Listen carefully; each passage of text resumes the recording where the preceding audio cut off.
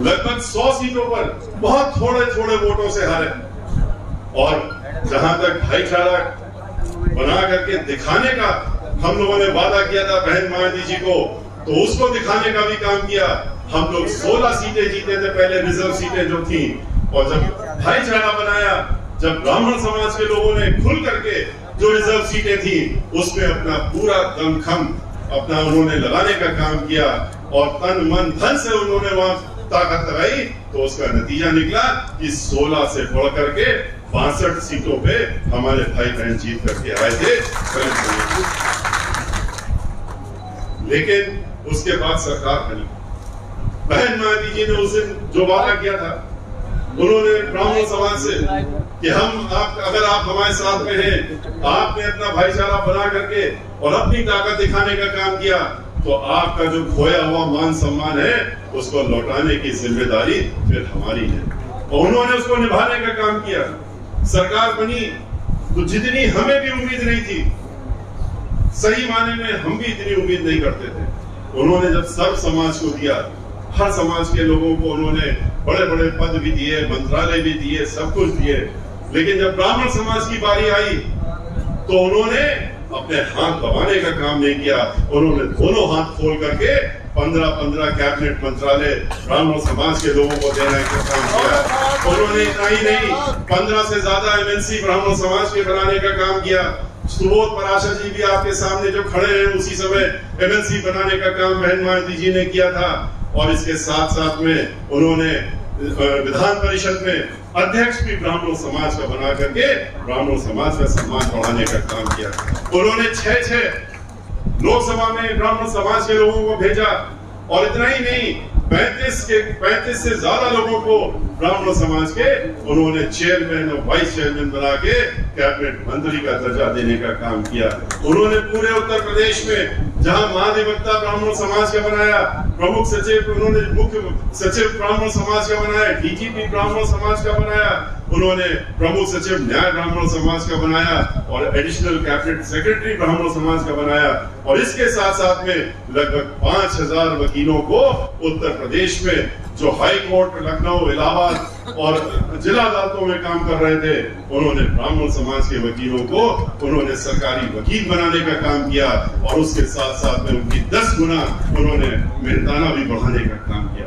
उन्होंने हर स्तर पर चाहे वो जिला पंचायत हो, चाहे प्रधानी हो, चाहे कहीं पर भी हो, और चाहे पोस्टिंग का बात हो, चाहे अधिकारियों की बात हो, फिर ब्राह्मण समाज को उन्होंने बढ़ चढ़ करके उनकी हिस्सेदारी देने का काम किया और हमारा सबका मान सम्मान स्वाभिमान वापस लौटाने का काम। लेकिन फिर क्या हुआ, 2012 में बहक गए हम लोग समाजवादी पार्टी को जिताने का काम कर दिया। ये सोचा कि ठीक है, इन्होंने 2003 में और 2007 में इन्होंने हमारे साथ बड़े अन्याय किए थे, हमने इनको उखाड़ के फेंक दिया था और अब शायद सुधर जाएंगे। लेकिन क्या हुआ कि हम लोग की सरकार नहीं बन पाई। वो बात दूसरी है कि लगभग 150 सीटें हम लोग बहुत छोटे वोटों से थोड़े वोटों से जीते थे। 150 सीटें लगभग 5000 के कम के वोटों में हम लोग जीते थे, हार गए थे। वरना हमारी फिर से सरकार बनती, अगर ये 4000, 5000, 500, 300, 200 इस तरह के वोटों से हम सीटें नहीं हारते तो हमारी सरकार फिर बनती। लेकिन वो सरकार नहीं बन पाई। फिर उसका नतीजा क्या हुआ, समाजवादी पार्टी का असली चेहरा फिर वही सामने आ गया। ब्राह्मण समाज को जिस तरीके से वो अपना पहला दुश्मन मानते हैं, उन्होंने वही काम करने का काम किया। आप लोगों ने भी मुख्यमंत्री का अखबार में छपा हुआ बयान भी पढ़ लिया था, जो उन्होंने अपने लोगों के बीच में बोला। वो अखबार में छप गया था कि ब्राह्मण समाज का कोई काम नहीं करना है, ध्यान रखना इनका ध्यान नहीं रखना है। ये अखबारों में भी छपा था। वो भी आपको याद होगा किस तरीके से नीरज मिश्रा, जो कन्नौज का नौजवान साथी था हम लोगों का, और उसका सर कटवा करके और बर्फ की सिल्ली में रखवा करके लखनऊ दर्शन के लिए मंगवाए गए थे, देखने के लिए कि उसके साथ में कि उसने हमारे विरोध करने का काम किया था, तो उसका सर कटवा करके वहां मंगवाया था। सारी मैगजीनों में, अखबारों में, सब में निकला। वो भी याद होगा मंजर, किस तरीके से उनके खुद के मंत्री ब्राह्मण समाज के प्रतापगढ़ के पांडे जी, राजाराम पांडे, और जो कि उनके संस्थापक रहे थे, लेकिन उनकी इतनी बेइज्जती की क्योंकि वो ब्राह्मण समाज के थे और कुछ ब्राह्मण समाज की बात करने लगे थे कि इतना बेइज्जत किया, उनका मंत्रालय भी छीन लिया कि वो वहां से जब घर लौटे अपने तो उनका दिल का दौरा पड़ा और उनकी मृत्यु हो गई। तो ये वो सरकार दोबारा से बन गई थी, फिर उसको जाना पड़ा। लेकिन उसको जाते समय लोगों ने क्या किया, किसको ले आए सरकार में? भारतीय जनता पार्टी को। और भारतीय जनता पार्टी के साथ में ब्राह्मण समाज के लोगों ने, जिन लोगों ने हमारे साथ में रहे लेकिन जितने जो उनके साथ में चले गए, बहक गए, वो क्यों बह गए ये भी आपको मालूम है। उन्होंने झूठे प्रचार, झूठे वादे जो 2014 से करना शुरू किए कि हम तो 15-15 लाख हर एक के खाते में डलवा देंगे, हम तो 2 करोड़ नौकरियां नौजवानों को जो पढ़ लिख करके घूम रहे नौकरी के लिए और उनको हम देने का काम करेंगे, हम इस देश को इतना खुशहाल बना देंगे जहाँ किसान की आमदनी 2 गुनी हो जाएगी। इस तरह के न जाने कितने उन्होंने प्रलोभन दे करके और फिर खास तौर पे ब्राह्मण समाज को प्रलोभन देने के लिए उन्होंने धर्म को सामने लाने का काम किया। उन्होंने कहा कि हम ही तो धर्म के ठेकेदार हैं और हमारे साथ में आओगे तो हम धर्म का काम करेंगे और आप हमारा साथ दीजिए। लेकिन हुआ क्या नतीजा निकला? क्या 15 लाख रुपए किसी, जितने लोग यहाँ पर बैठे इतनी सैकड़ों संख्या में, किसी को 15 लाख रुपए मिले? नहीं मिले। ये 2 करोड़ नौकरियां मिलने का वादा किया था, 2 करोड़ नौकरियां तो उन्होंने बाद में मान लिया कि हम नहीं दे रहे, लेकिन 2 करोड़ से ज्यादा नौकरियां देने का काम किया उन्होंने। हर साल लेने का काम कर रहे हैं, 2 करोड़ नौकरियां खत्म करने का काम कर रहे हैं। और क्यों? क्योंकि वो कहते हैं कि हमने सारी नौकरियों को, जितनी भी जहां सरकारी नौकरी मिल सकती है, और वो जिसको भी हो, वो अपर कास्ट हो, बैकवर्ड हो, शेड्यूल कास्ट हो, जिसको भी है, नौकरी तो कहां मिलेगी? नौकरी तो वहीं मिलेगी जहां पर नौकरी सरकारी होगी। लेकिन जब सरकारी नौकरी बंद हो जाएगी तो कहां नौकरी मिलेगी? लेकिन नहीं, उनको ये नियत थी कि हमको बेरोजगारी नहीं, इनको नौकरियों से, पेशे से भी बाहर करना है। तो उन्होंने सारे जितने भी पब्लिक सेक्टर कॉर्पोरेशन थे, जितने भी सरकारी संपदा थी पूरे देश की, एक करके, और जहां सरकारी नौकरियां मिलती थी, चाहे वो बैंक को बेचने का काम कर दिया, चाहे रेलवे हो जहां हर साल 1 लाख लोगों को नौकरी मिलती थी, उसको भी पब्लिक प्राइवेट में देने का काम कर दिया। उनके जो कुछ चुनिंदा लोग हैं, 2-3 जो उद्योगपति हैं, उन्हीं के हाथों में देने का काम। एयरपोर्ट दे दिया, एयर इंडिया को देने का काम कर रहे हैं, वो भी प्राइवेट में हाथ में देने की पूरी प्लानिंग बना ली। और तो और इंश्योरेंस कंपनी को भी कर दिया। जितनी भी ऑयल कंपनियां हैं, जितनी, चाहे ONGC हो, कोई भी हो, उसको भी उन्होंने कहा इसको भी हम प्राइवेट हाथों में देने का काम कर रहे हैं। और तो और उन्होंने बाद में सोचा कि अब हम सब किस्त तो हमने दे दिया, इनको बिजली भी दे दी, बिजली भी प्राइवेटाइज कर दिया, बिजली भी आज प्राइवेट हाथों में, इन्हीं लोगों के हाथों में। तो ये सारी चीजें जहां नौकरियां मिलती थी, वहां ठेकेदारी शुरू।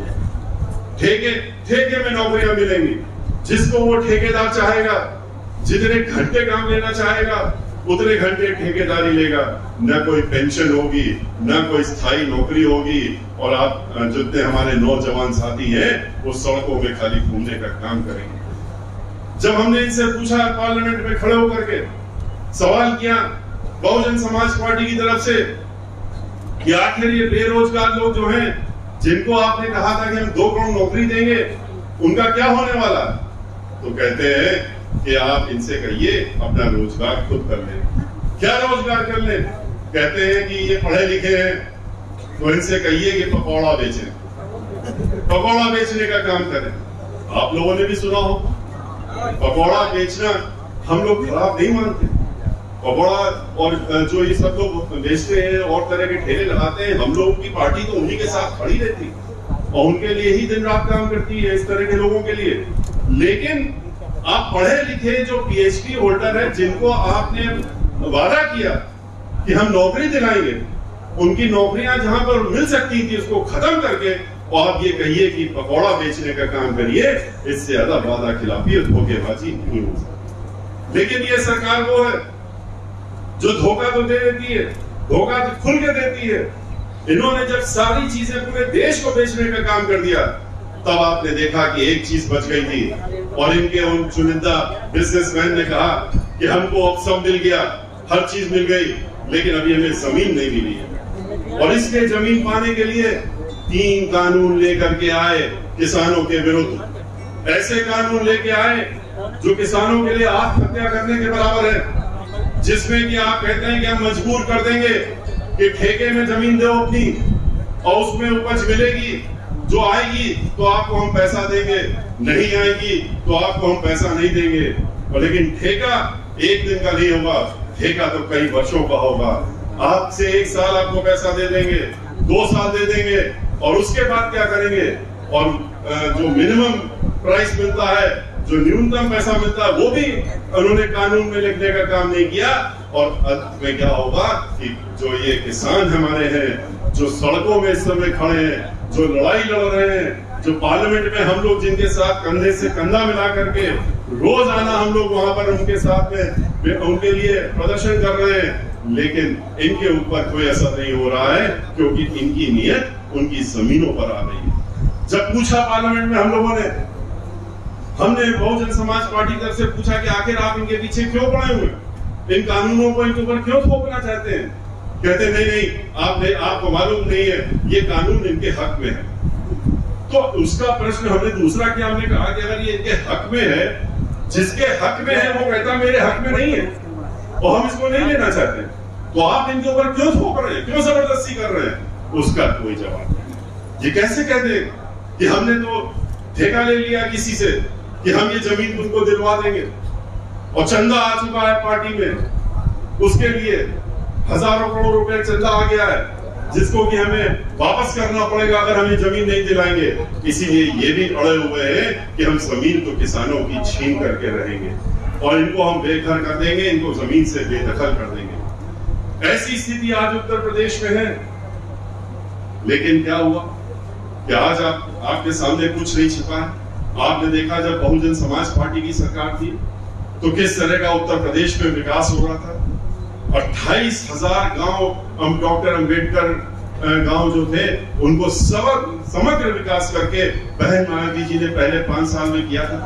अगले 5 साल में योजना थी कि उत्तर प्रदेश का कोई गांव ही नहीं बचेगा जिसका समग्र विकास ना हो जाए। उन्होंने 6 विश्वविद्यालय दिए जो कि अंतरराष्ट्रीय दर्जे के विश्वविद्यालय थे। 28,000 उन्होंने प्राइमरी स्कूल बनाए जहां बच्चे पढ़ते हैं।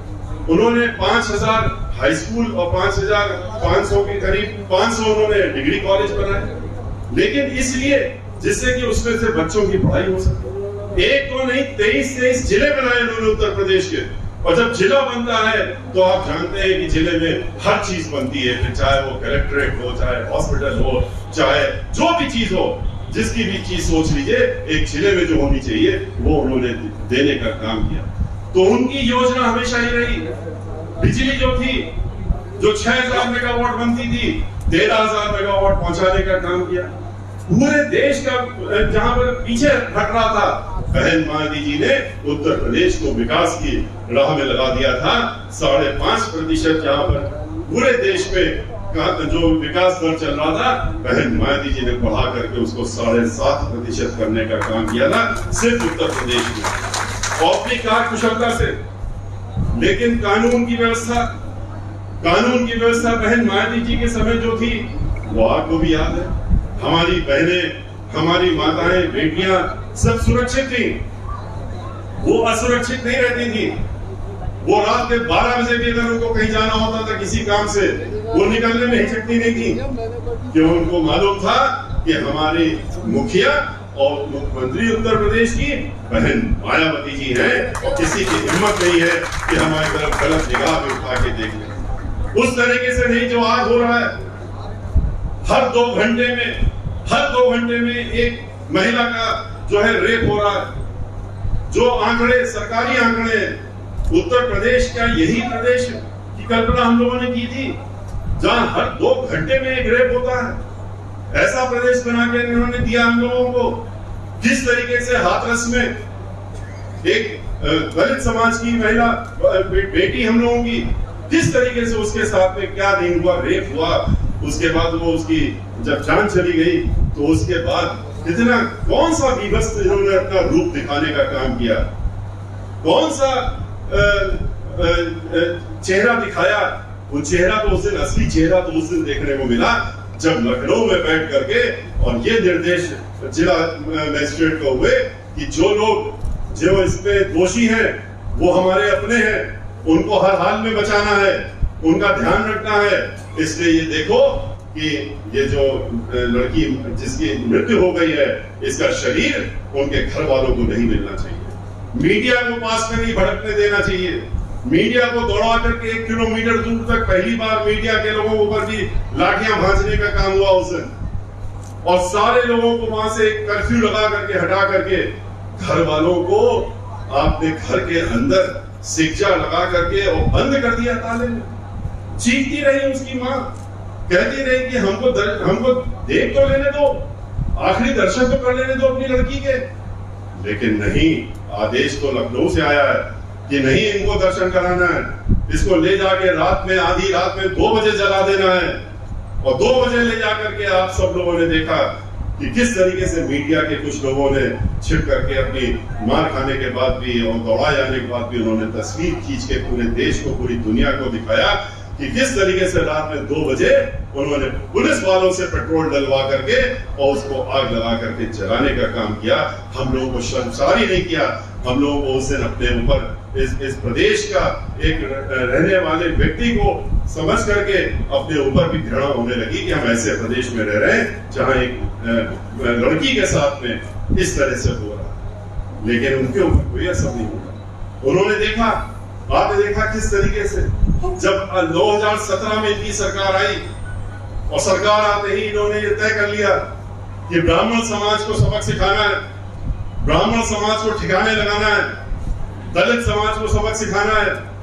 क्योंकि दलित समाज के भाई बहन मायावती जी के साथ में एक चट्टान की तरह खड़े हुए, हर तरह की कोशिश हमने कर ली, इन लोगों ने कर ली। इन्होंने सोचा कि हम लोग जो कर सकते थे सब कर लिया, लेकिन हम इनको टस से मस नहीं कर पा रहे हैं। ये पूरे के पूरी तौर से इकट्ठा होकर के और बहन मायावती जी के पीछे खड़े हैं, तो इनके साथ में भी इनके ऊपर हमलावर होगा। और उसी प्रकार से ब्राह्मण समाज, उनसे उनको पता नहीं कौन सी, क्यों जब आपने वोट लेना था तो धर्म के नाम पे वोट लिया, और वोट लेने के बाद आते ही आपने अपना असली रूप दिखाना शुरू कर दिया। किस तरीके से रायबरेली में जाकर 2017 में सरकार आने के 3 महीने के अंदर 5 ब्राह्मण समाज के नौजवान लड़कों को जलाने का काम और मारने का काम किया, उनकी झोपड़ी तक जलाने का काम किया। हम जब उनके घर गए, कहा गया तो बड़े दुर्दांत अपराधी थे। भारतीय जनता पार्टी के मंत्री अपनी सरकार की पीठ थपथपा रहे थे, बहुत अच्छा हुआ, ये तो बहुत बड़े अपराधी लोग थे, और ये लोग ऐसे होते ही हैं समाज के ऊपर, और इसलिए इनके साथ में ये हुआ, ठीक हुआ। जब हम वहां गए तो हमने कहा कि देखा कि 10 बाई 10 की झोपड़ी में रहते थे, बड़े भारी अपराधी थे, बड़े भारी माफिया थे, कुछ तो घर के अंदर होना चाहिए था। एक टूटी फूटी झोपड़ी, पक्का मकान भी नहीं, और उनको आपने मरवा दिया और बड़े खुश हो रहे हैं। वहां से शुरुआत की इन्होंने, फिर तो पूरे प्रदेश में, चाहे प्रयागराज हो जहां पर अधिवक्ता तक को गोली से मार दिया ब्राह्मण समाज के, गोरखपुर में हो सीनियर अधिवक्ता और उनको ब्राह्मण समाज के थे, गोलियों से उड़ा दिया, क्योंकि वो एक बहुत ही मुखर अधिवक्ता थे और खुल के बात करने, डरने दबने के काम नहीं करते थे। किस तरीके से उन्होंने बुंदेलखंड में वहां पर एक व्यापारी को ब्राह्मण समाज का था, गाड़ी के अंदर उसको गोली मार के मारने का काम किया, और जब ये पहले कह दिया आत्महत्या है, जब खुलासा हो गया तो कह दिया कि वो तो अधिकारी का तुम प्रदेश छोड़ के भाग जाओ और हमारी अपनी चिंता न करो, हम तुम्हारी देख रेख करेंगे। किस तरीके से लखनऊ में हिंदू समाज का जो अध्यक्ष था, हिंदू सभा का अध्यक्ष था तिवारी, उसको उन्होंने गोलियों से मार दिया गया। किस तरह से एनकाउंटर में एक नहीं, पांडे लखनऊ में जो अपने माता पिता का इलाज करवा रहा था, उसको ले आकर के उठा करके उन्होंने कैंटोनमेंट में गोलियों से भूनने का काम कर दिया और कहा कि हमने एनकाउंटर में मारा है। एक दो एनकाउंटर किए हो तो आपको बताया जाए 16.5 वर्ष के एक लड़के को उन्होंने कानपुर के बिकरू कांड के नाम पे उठा करके ले जा करके और गोलियों से भूनने काम किया। हरियाणा से उठाया और लखनऊ में जाके मार दिया। उत्तर प्रदेश में ले जाके उन्होंने गोलियों से भूनने का काम कर दिया। अपराधी एक किसी व्यक्ति ने अपराध किया, आप मुकदमा चलाइए, सजा दीजिए, जो करना हो करिए, लेकिन उसके नाम पे आप पहले तो उसी को उठाने के बाद कहते हैं कि गाड़ी फिसल गई, बाहर निकले, हमने गोली मार दी। एक के साथ गाड़ी फिसली हो तो समझ में आता है, और आपने इस तरह की गाड़ी 16.5 साल के लड़के के ऊपर भी फिसलाई, उसके बाद एक दूसरे व्यक्ति की भी कितने एनकाउंटर आपने उस नाम से कर दिए, और कितने ब्राह्मण समाज के लोगों को उठा करके लेके चले गए उसी नाम पे। ये आप सबको मालूम है, एक को नहीं 50 से ज्यादा अभी भी अंदर बंद है, और प्रमुख लोग ब्राह्मण समाज के ऐसे लोग जो असरदार थे, मजबूत थे, समाज सेवा करते थे। जब ये कांड हुआ तो उन्होंने आदेश दिया लखनऊ से, इससे अच्छा मौका नहीं मिलेगा, इसका फायदा उठाओ। और इसका फायदा उठा करके कानपुर के इर्द गिर्द जितने भी ब्राह्मणों के क्षेत्र हैं, चाहे वो फर्रुखाबाद हो, कन्नौज हो, हरदोई हो, उन्नाव हो, लखनऊ हो, जो भी आसपास के क्षेत्र हैं, उसमें से जितने भी ब्राह्मण समाज के लोग हैं उनके नाम निकाल लो और एक अज्ञात में नाम डाल दो 100, और उसमें इनके नाम डालते रहो, इनको उठाते रहो, इनको ठिकाने लगाते रहो। इस तरह की योजनाबद्ध तरीके से उन्होंने 50 से ज्यादा लोगों को उठवा लिया। कलकत्ते में काम कर रहे थे, वहां से उठा लाए उसी कांड के नाम पे। मुंबई में थे, वहां से ले आए, वहां उस दिन वो मौजूद भी नहीं है, लेकिन उठा लिया। कईयों को एनकाउंटर हो गया, मार दिए गए। कोई ब्राह्मण समाज से आपको विद्वेष है, ब्राह्मण समाज आपको अखर रहा है। वोट लेते समय नहीं करता, वोट लेते समय आप कहते हैं कि हमको तो ब्राह्मण समाज का वोट चाहिए। ब्राह्मण समाज का अगर आपको वोट चाहिए था तो आपको इस तरह की हरकतें तो नहीं करनी चाहिए। आपने किस तरीके से एक 16.5 साल की लड़की खुशी दुबे, उसको आपने जेल में आज भी बंद कर रखा है। क्या दोष था उसका? इतना ही तो दोष था कि वो 29 तारीख को और 30 तारीख को आधी रात में उसकी शादी होती है, और शादी होकर के 30 तारीख 1 तारीख उसका पहला दिन होता है घर पे, मेहंदी भी नहीं सूखी, 2 तारीख को हादसा हो जाता है, और 2 तारीख को आप उसको उठा ले गए और कह दिया ये तो बहुत बड़ी दुर्दांत अपराधी है, इसको तो अगर छोड़ दिया तो ये तो पूरा जो इतनी दुर्दांत अपराधी है कि इतने क्राइम कर देगी कि कुछ पता ही नहीं, और उसको उठा ले गया, उठा के आपने जेल में रखा। आपने उसकी बेल ना होने पाए इसलिए फर्जी सर्टिफिकेट बनवा लिया जेल अधीक्षिका से, कह दिया कि वो 48 लड़कियां रहती हैं 2 कमरों में 12 बंकी में, जहां हमने उसको रिमांड होम में रखा हुआ है, तो वहां पर 47 लड़कियों ने ये कहा है कि ये लड़की कहती है कि अगर हम जिस दिन छूट जाएंगे, बेल हो जाएगी अगर हमारी, तो हम बाहर निकल करके बहुत बड़ी अपराधी बन जाएंगे और हम तुम लोगों को भी ठीक कर देंगे, इसलिए उसकी बेल खारिज करवा दी। इस तरह की सोच रखने वाली ये सरकार है। घर में काम करने वाली महिला, उससे क्या लेना देना, उसको उठा ले गए, आज जेल में बंद है, और उसके साथ साथ में 3 साल का उसका बच्चा और 6 साल की लड़की, उसने कौन सा अपराध किया, उसको भी जेल में ले गए, वो भी जेल में बंद है आज तक, वो भी अंदर है। तो ये ऐसी सरकार है जो वोट तो आपसे लेती है अपने नाम पे, किसी और नाम से, आपसे धर्म के नाम पे वोट लेगी, आपसे भगवान श्री राम के नाम पे वोट लेगी, लेकिन उसके बाद क्या करेगी, आपको धोखा देने का काम करेगी। आपने देखा ये धर्म के जो ठेकेदार हैं, ये धर्म के जो बनते हैं कि हम धर्म के बड़े भारी ठेकेदार हैं, इनका असली चेहरा तो अब सामने आ रहा कि धर्म के ठेकेदार नहीं है, सबसे बड़े अगर अधर्मी है तो ये लोग अधर्म करने का काम कर रहे हैं, और ऐसा अधर्म किसी ने सोचा भी नहीं। इस तरह का राम राज्य किसी ने नहीं सोचा था ये राम राज्य हो, ये तो रावण राज्य से भी आगे बढ़ गए, राम राज्य तो छोड़िए। जब अयोध्या हम गए, हमने अपना एक कार्यक्रम अपनी बार अयोध्या से शुरू किया, पिछली बार हमने इलाहाबाद प्रयागराज से शुरू किया, और अब की बार हमने अयोध्या से शुरू किया। हम गए भगवान श्री रामलला के दर्शन करने, और दर्शन करके हनुमानगढ़ी में जाकर हनुमान जी दर्शन करने के बाद सरयू नदी गए, सरयू नदी में जाके जलाभिषेक किया, दूध का अभिषेक किया और वो घाट देखे, उन घाटों को देखा जिन घाटों को हम लोगों ने बहुजन समाज पार्टी के दौरान में बनवाने का काम किया। वो घाट वो भी आज तक जो है उनकी देखरेख इतनी खराब की जब मुख्यमंत्री जी जाते या कोई और जाता तो सजा दिया जाता है, 200 करोड़ रुपए खर्च कर दिए जाते हैं, लाइट लगा दी जाती है और पूरे देश को दिखाने का काम होता है। लेकिन अयोध्या में जाकर के देखिए, हम तो गए, अयोध्या नगरी का तो यह हाल है कि इतना खराब हाल तो प्रदेश के किसी भी जिले का नहीं होगा जितना अयोध्या का हाल हो रहा है। वहां कुछ भी नहीं किया गया, पता ही नहीं कहां हजारों करोड़ रुपए खर्च कर दिए गए। भगवान श्री राम के नाम पे, आपने मंदिर के नाम पे सन 93 से लेकर आज तक विदेशों से लेकर देश से लेकर के अलग अलग संस्थाओं में अपनी रुपया इकट्ठा करने का काम किया और एक तो नहीं, लाखों करोड़ रुपए आपने इकट्ठा कर लिए।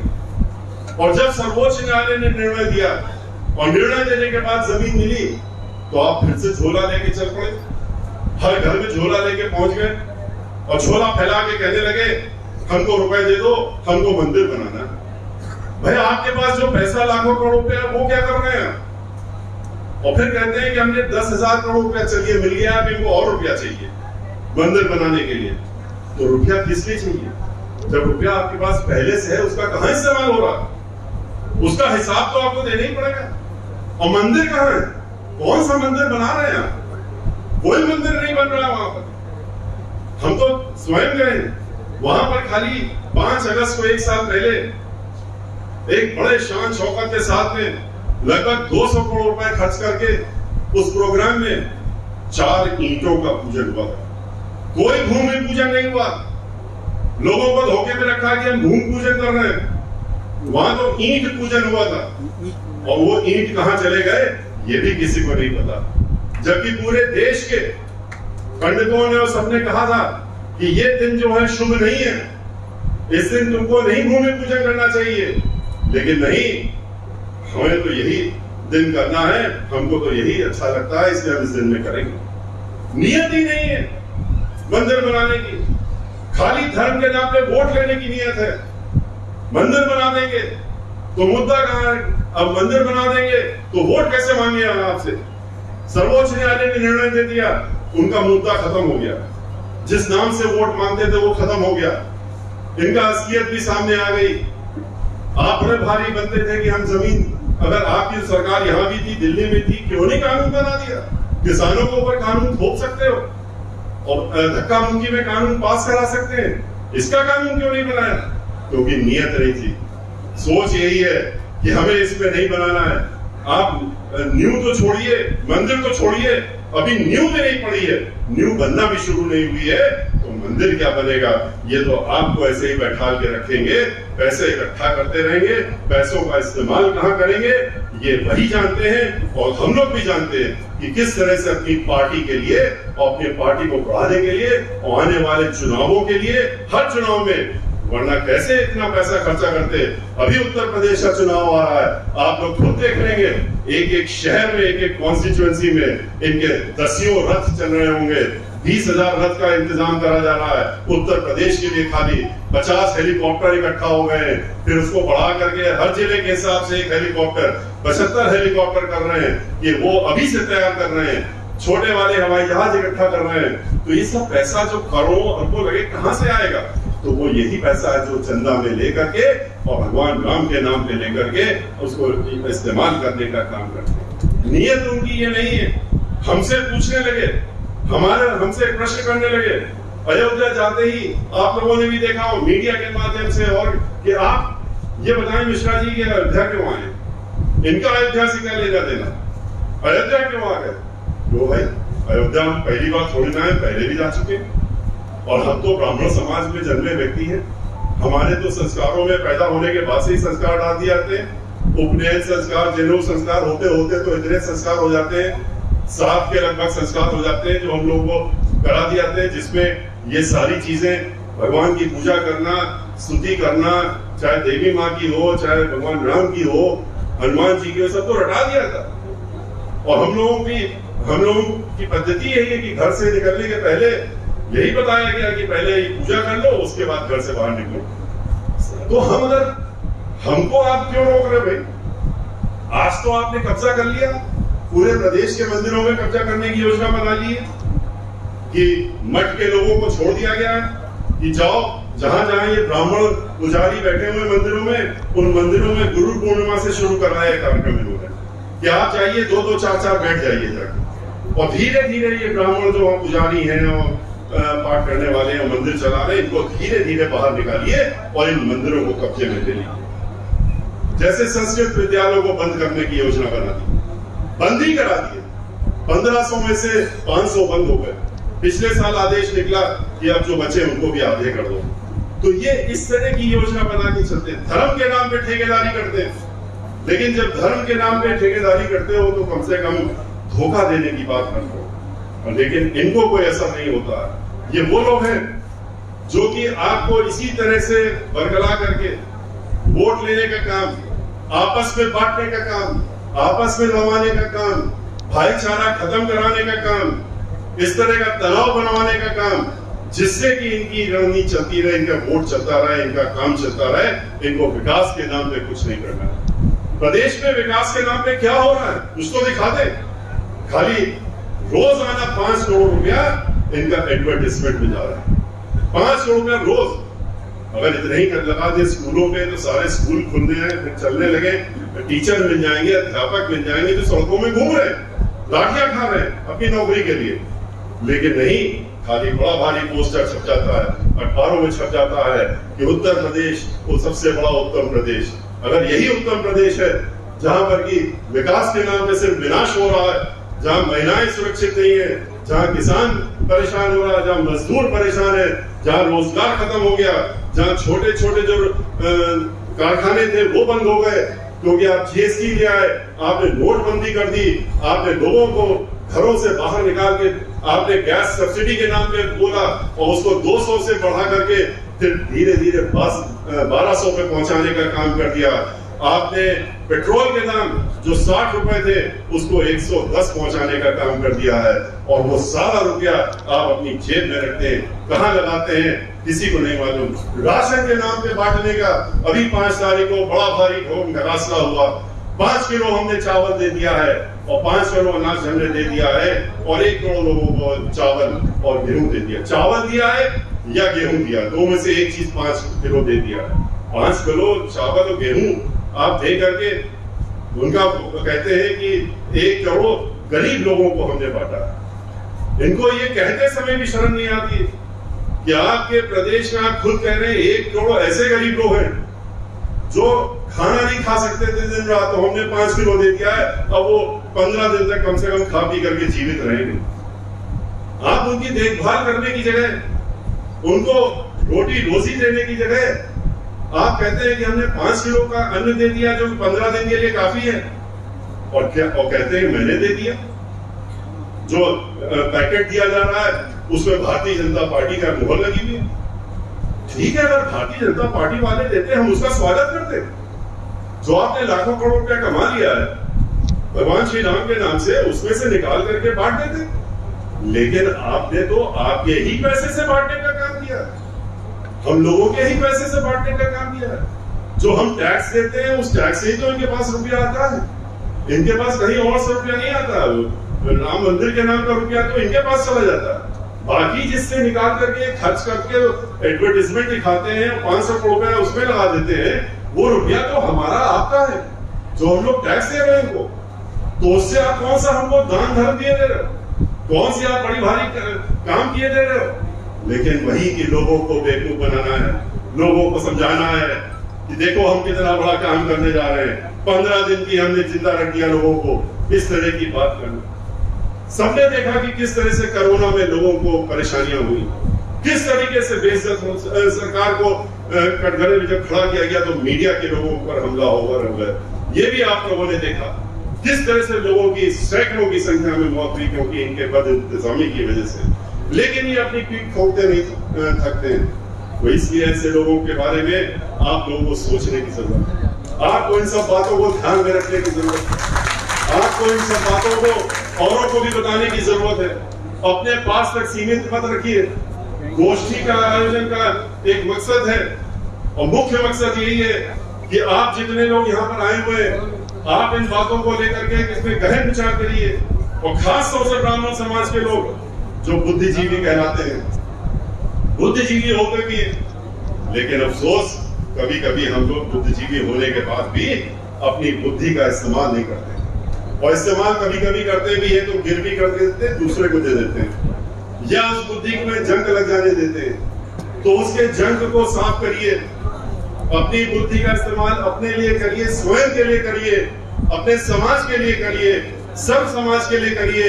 जो ब्राह्मणों का दायित्व है कि सब समाज के लिए ध्यान रखें, सब समाज को एक साथ लेके चले, चाहे किसी धर्म के हो चाहे किसी जात के हो, सबको लेकर के चलने का काम ब्राह्मण समाज का ये दायित्व होता है। और इसीलिए कहा जाता है कि ब्राह्मण समाज दीक्षा लेकर के भी दीक्षा देने का काम करता है। तो उसको उस जो चला आ रहा कहावत है और जो सही भी है उसको आप इम्प्लीमेंट करने का काम करिए और करके उसको अपना सही बुद्धि का इस्तेमाल करके और ऐसी सरकार को उखाड़ फेंकने के लिए आप इकट्ठा होइए, औरों को भी इकट्ठा करिए, लोगों के बीच में जाइए, गांव-गांव में जा करके उनके बीच में चर्चा करिए। कोई ऐसा ब्राह्मण समाज का परिवार मत छोड़िए, कोई ऐसा ब्राह्मण समाज का परिवार मत छोड़िए जहां पर कि किसी भी गांव में हो जहां आप जाने का काम न करिए। जाइए, उनको एक बातें बताइए। भारतीय जनता पार्टी का भी झंडा लगा रखा हो, कोई भी पार्टी का हो, आप हिचकिए नहीं, उनको भी ये बातें बताइए, असलियत तो बताने का काम करिए। उनको भी तो समझ में आए कि वो किसके साथ में खड़े हुए हैं और एक साथ में अपने ला करके बहुजन समाज पार्टी के साथ में उनको भाईचारा बनाने का उनको बता करके और अब की बार सब समाज की सरकार, जिस तरह की सरकार 2007 में बहन मायावती जी ने चलाई थी, सर्व जन हिताय सर्व जन सुखाय की सरकार चलाने के लिए और उसको इस देश में, इस प्रदेश में कानून द्वारा कानून का राज जो कि अकेले एक ही व्यक्ति ऐसा है बहन मायावती जी जो चला सकती है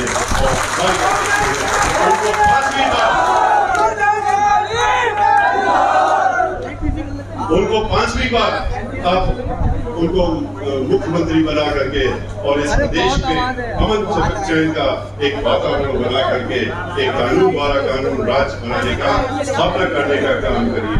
हमारे पास अखिल भारतीय ब्राह्मण महासभा ने एक आह्वान पत्र दिया है और खास तौर से मंदिरों के पुजारियों के लिए और अन्य लोगों के लिए। तो इनको इनके जो इन्होंने दिया इस मांग पत्र को, इसको हम जरूर अपने साथ रखेंगे और इसको सरकार बनने पर इसका पूरा हम ध्यान देने का समाप्त करते हैं और आपसे विदा लेते हैं। जय भीम, जय भारत, जय परिश्रम।